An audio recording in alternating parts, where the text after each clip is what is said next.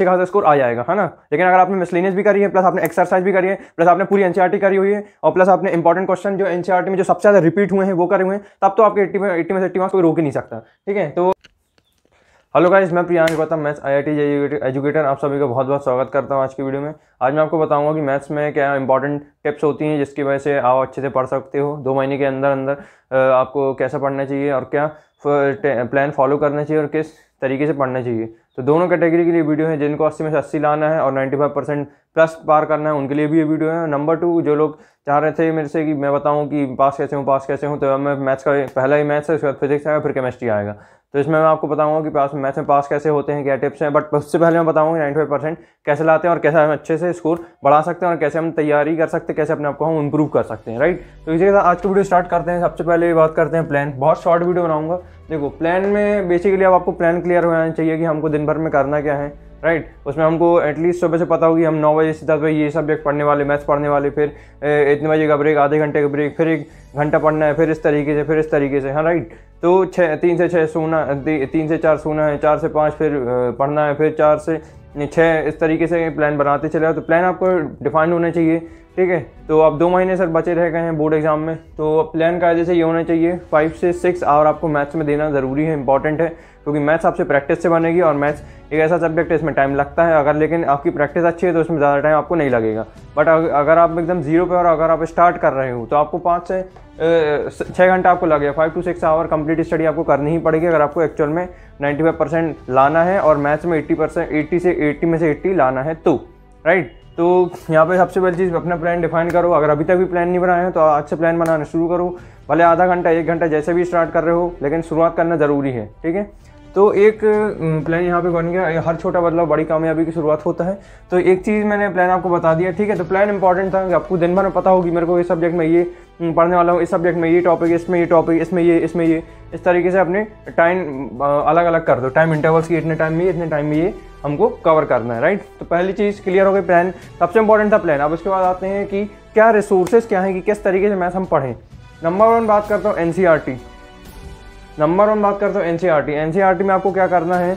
NCERT में basically मैंने आपको बताया था पहले भी कि अगर आपने स्टार्टिंग से एकदम एनसीईआरटी पढ़े हुए हो तो मैंने आपको बताया था कि आप इंपॉर्टेंट मार्क कर लेना और उसमें जो मेथड रिपीट हुए तो उस मेथड को आपको अच्छे से स्टडी करना है, जिससे वो आपसे अगर क्वेश्चन घुमा के भी पूछा है तो आपसे वो सॉल्व करते बन जाए। मेथड आपको क्लियर होना चाहिए, स्टेप्स आपका क्लियर होने चाहिए, जिससे आपको मार्क्स ज़्यादा मिल सकते हैं।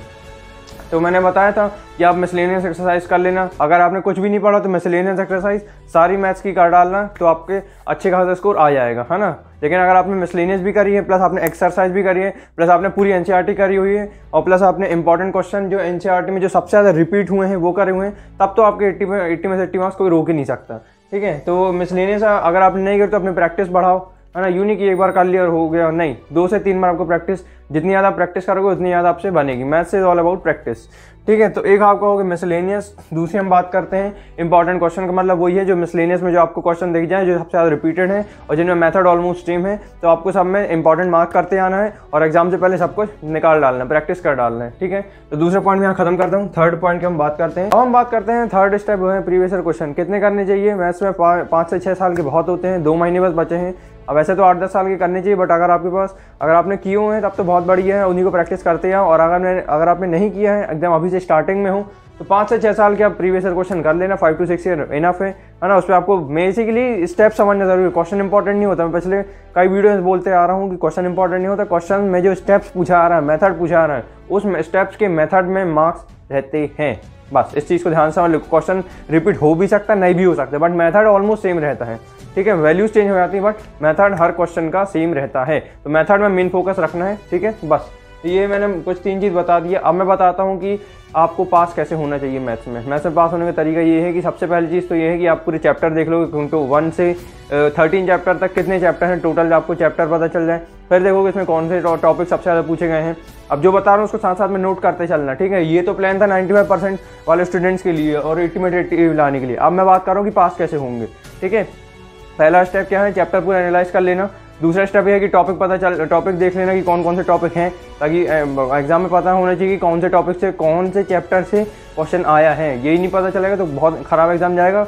एग्जाम में ख़राब ना जाए उससे पहले चैप्टर देख लो, टॉपिक्स देख लो, राइट, फील आ रही है। नंबर 1। नंबर 2, आपको क्या करना है, पूरे फॉर्मूलेज जितने भी हैं मैथ्स में, चैप्टर 1 से लेकर रिलेशन से लेकर लास्ट तक, फॉर्मूलेज और कॉन्सेप्ट, एक कॉपी आप बना लो, उसमें 30 पेजेस या 60 पेजेस के अंदर आप उस फॉर्मूले को पूरा लिख दो और उसकी 4 से बार कर दो प्रैक्टिस। और अगर नहीं भी आता हो तो घुट्टा लगाओ, रटो, जो भी करना करो, बट प्रैक्टिस तो करनी पड़ेगी अगर एक्चुअल में पास होना है तो, ठीक है। अब इतना स्टेप तो रहा नहीं पड़ेगा।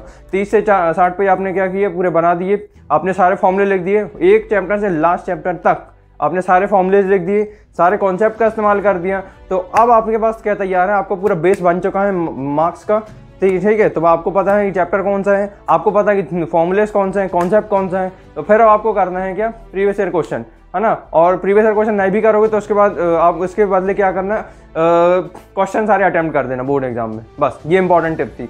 जितने ज़्यादा आप क्वेश्चन अटेम्प्ट करोगे उस अटेम्प्ट करने के आपको ज़्यादा मार्क्स मिलेंगे, बट सही अटेम्प्ट करने के। कुछ भी गलत सलत आप लिखोगे तो आपके मार्क्स काट सकते हैं। चैप्टर आए, चैप्टर से आप रिलेटेड लिखो, फॉर्मूलेज लिख दो, कॉन्सेप्ट लिख दो, थ्योरी लिख दो, कुछ भी लिख दो, सॉल्व कर दो, पेज बढ़ा दो, स्टेप निकाल दो, मेथड बढ़ा दो, नंबर अपने आप बढ़ जाएंगे। जितना आप सोचोगे उससे कहीं ज़्यादा आपके नंबर आ जाएंगे। बस आपने अगर ये मेरी बात ध्यान से 2 मिनट में सुन ली हो तो, ठीक है। अगर आपने 2 चीज़ों को उतार लिया तो आप अभी से पास हो चुके हो, ये वीडियो से आप अभी पास हो गए हो, ठीक है। अगर आपने वीडियो एंड तक देखा, भी यहाँ तक देखा है, तो मैं आपको गारंटी दे रहा हूँ आप सही में पास हो जाओगे, इस वीडियो से भी और बोर्ड एग्जाम से भी पास हो जाओगे, ठीक है। बस ये तो 2-3 चीज़ स्टेप्स थी। पहला एक बार मैं समअप कर देता हूँ, पहला चैप्टर देखो, दूसरा फॉर्मूला देखो, तीसरा उसके बाद क्वेश्चन सारे अटेम्प्ट कर देना बोर्ड एग्जाम, फॉर्मूला लिखो, स्टेप्स लिखो, मेथड बढ़ाओ, पेजेस बढ़ाओ, क्वेश्चन सारे अटेम्प्ट कर दो, बस आप आराम से पास हो जाओगे, ठीक है। तो ये था पास वाले के, और उसके पहले मैंने बताया वो था टॉपर्स के लिए, ठीक है। तो दोनों के लिए मैंने वीडियो बना दिया हूँ। अगर वीडियो अच्छा लगा तो लाइक कर देना, हो सकता है आपको कोई फ्रेंड हो उसको भी मेरी ज़रूरत पड़ रही हो वीडियोज़ की, तो मेरी वीडियोज़ उन तक शेयर कर देना आप, ठीक है। और चैनल पर नहीं आया तो चैनल को जरूर याद से सब्सक्राइब कर लेना, और जो भी कमेंट है आप कमेंट करके बता देना, मैं हर एक कमेंट का रिप्लाई करने की कोशिश करूँगा, ठीक है। इसी के साथ वीडियो खत्म करता हूँ। पढ़ाई करते रहो, all the very best and bye. छोड़ना नहीं इस बार।